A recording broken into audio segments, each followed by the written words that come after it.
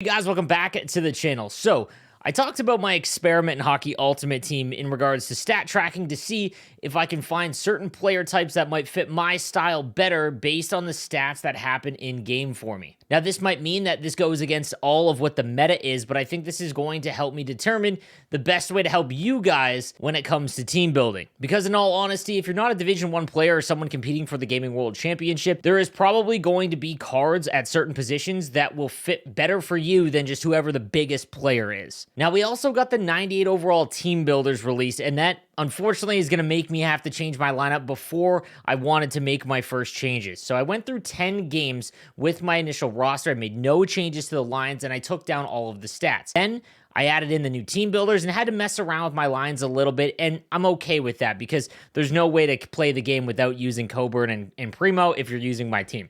So what I'm going to do is I'm going to show you the changes that I made, and now they might be a little bit early on in the experiment, but I did make some changes based on the stats that I had gotten from my first 10 games in Rivals. So again, let me know what you think in the comments section down below, but let's get into the team update. All right, guys, so here is how my team is now lining up, and I'm going to explain why I made some of the changes. Now, obviously, Keith Primo is going to be my number one center. There was really no way around it. This card is absolutely insane with the abilities and basically being 99 everything with 96 speed and being 6'5". There is no way he is not going to be my first line center, which is actually okay because Duchesne had been kind of struggling for me on my first line. He only had 3 points in 10 games.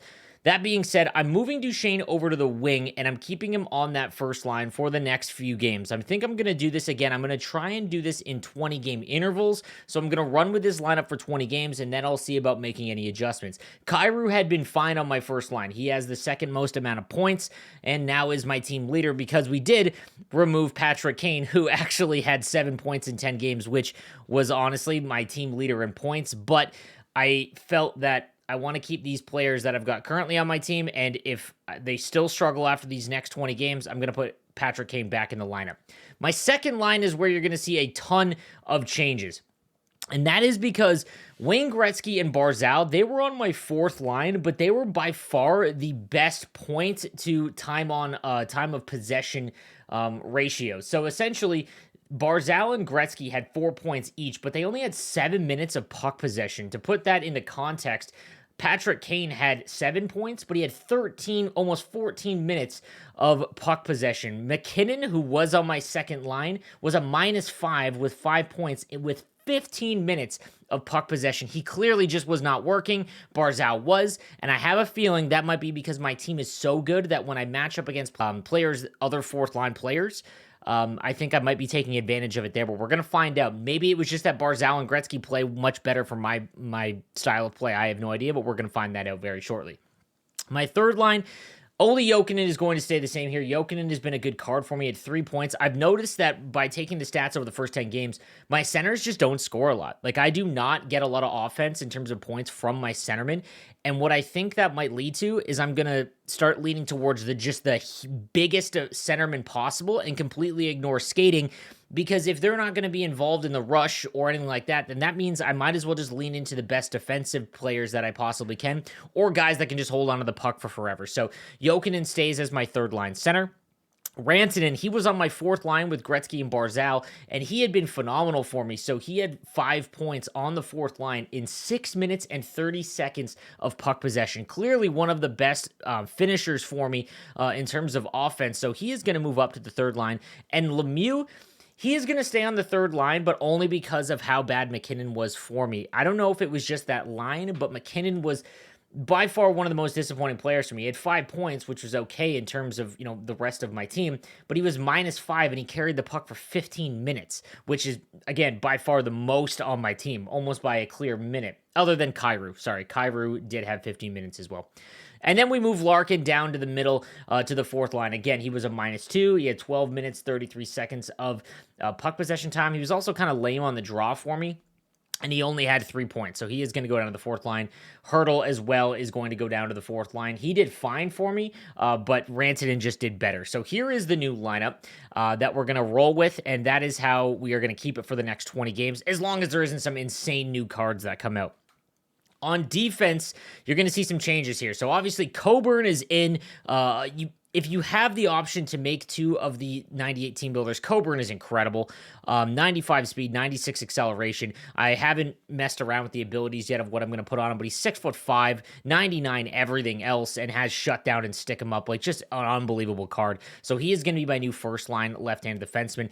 And Pietrangelo, so I needed to replace someone because I did not have a replacement for Weber that I cashed in to make Coburn. And I looked around at the other options. I kind of wanted to make Subban, but his cost was just way too high, and I wasn't sure if I would really like that card because obviously I don't really like the smaller defenseman, even though my playstyle might fit towards it. So I went with Alex Pietrangelo because he was only 350,000 coins, 93 speed, 95 acceleration, good shot, great defensively. So I went with Pietrangelo here. Second line was my original first line defensive pair, and they were great for me. I'm curious to see if these guys outperform Hedman and Burns, and that'll be pretty telling. And then I've still got Bouwmeester and Fox as my third pairing. And then in net, I've got Pekka Rinne, who has been phenomenal for me as well. Now, in terms of the power play, I do want to bring this up, and if we take a look at my spreadsheet, I have now listed the power play points, and I've added columns for it because I do think it's important to note if I'm getting a ton of points on the power play with these guys, or if I'm not at all and my power play is just not succeeding. I think going forward, we need to see if there's some changes that need to be done on the power play as well. So I've gone ahead and added what power play they're on, and I'm going to try and keep this lineup for the next 20 games. So taking a look at what my power play is going to be, it is Kyrou, Primo, and I'm going to put McDavid up on the wing because McDavid was 5 points in 10 games. And again, guys, I struggled in playing Division 1 this last week. I went 4-6. I did not use the matchmaking glitch, so I was going up against true Division 1 players, and I didn't score a lot. I mean, I had one more goal than I gave up. And so 5 points was actually, decent for one of my players. So McDavid, he had 5 points for me. He had more points than Duchesne, so I'm going to put Duchesne over on the wing on the second power play unit. And then Gretzky and Barzal, obviously, after their good showing, I'm going to move them up as well. I've got Coburn because he's got 99 shot from the point with Mario Lemieux because I don't think any of my other right-handed options, I could go with Burns, I could go with Fox, but I'd rather have someone who's fast with a good shot in Mario Lemieux. And then I've got Adam Fox and Victor Hedman as the next defensive pair. So this is what I'm going to run in terms of the power play, and I'm going to see how it goes. So some other things I wanted to just point out in terms of the stats that I found interesting. So obviously I did remove Patrick Kane. And as you see here, he did well for me, which is so funny because he did not feel good. Like when I was using him, I found it that I was struggling a lot to actually get some space. And when you're in Division 1, the players that are like under 6 foot, it's just so hard to get time and space because they get bumped off the puck so easily. But he had 6 goals and 1 assist in 10 games, and he did very well for me. But again, I'm going to try these next 20 games to see if maybe, let's say, McDavid or Duchesne struggle on the wing. Like if Duchesne struggles on the wing, I might put him at center and get rid of Larkin. And then we'll put Patrick Kane back in, something like that. We'll mess around with it a little bit. But I didn't want to remove Hurdle, which was an option because he's one of my favorite players, and I tell you guys all the time, use your favorite players. So that is the reason for that. I still have that card. He's untradeable, and I'm just going to keep him. So we are going to go with that, and I just wanted to point that out. He also, my first line left-handed winger, also had 19 shots. So it was by far the most amount of shots that I had on my team. So clearly that is an important position for me. And it is also interesting to know that I had Schneip activated on him. So I'm wondering, with not having Schneip now on a left-handed winger, if I see some drop-off or if that was a really good ability. And again, that's something that we're going to see over the course of this process. The other really interesting thing is the fourth line. So like I said, Gretzky and Barzal had an unbelievable point per puck possession ratio on my team, and I'm wondering if it is because of my fourth line. So obviously, when my first and second line go up against opponents in Division 1, they're going to be unbelievable no matter what. Everyone that's in Division 1 essentially has a very good, at least top 2 lines, so there's really not going to be that much of a difference. But when you get down to their fourth line, obviously having Wayne Gretzky and Matthew Barzal's maxed out X Factor and Timothy Rantanen, that is where I have a significant overall advantage.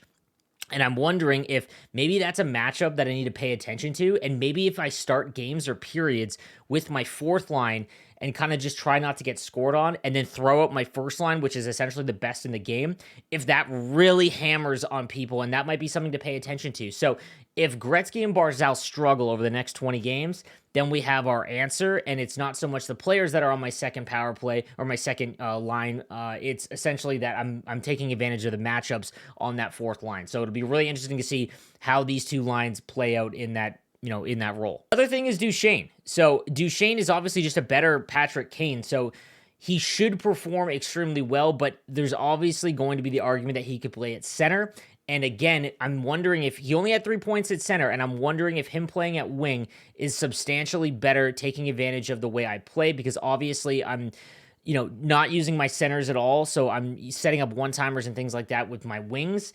And I'm curious to see if Duchesne really starts to take off offensively. And if that's the case, then I know that wingers I can use a little bit smaller, and centermen really need to be those big players. And I can get away from, using Larkin and instead maybe use, someone a lot bigger and slower that I might, maybe like Trevor Linden, for example. That's just off the top of my head. So be curious to find that out about it on offense.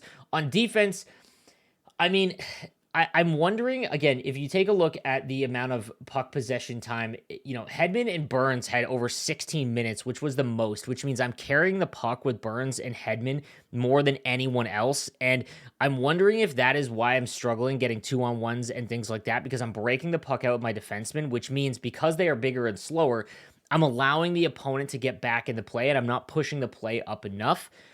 So I'm wondering I want to see if Pietrangelo, obviously a lot quicker and better skater than Burns, and Coburn as well, better than Hedman in skating. So I'm going to see if there's a substantial improvement on offense by using faster guys there. And that might mean that Fox needs to go up higher among my right-handed defensemen. Obviously, he doesn't play as well and can't bump people off the puck as much, but maybe the trade-off is just better for my play style. There's no reason to make a change in net for me. Through 10 games, I only went 4-6, but this is what's so wild is that I'm playing really good defense. And Pekka Rinne has been great. I have an .844 save percentage with Pekka Rinne, and I literally went 4-6. So it's not a defensive problem, it's an offensive problem, and I'm hoping that these changes can help maybe spark that offense a lot more. So guys, if you want to see the experiment live in action, make sure you come to my stream 2 p.m. Eastern time every single day on Twitch, twitch.tv/nosleeves12. Make sure you come and hang out there. And again, feel free to subscribe to the YouTube channel for the most up-to-date news, tips, and info. I'll see you next time. Have a good one, guys.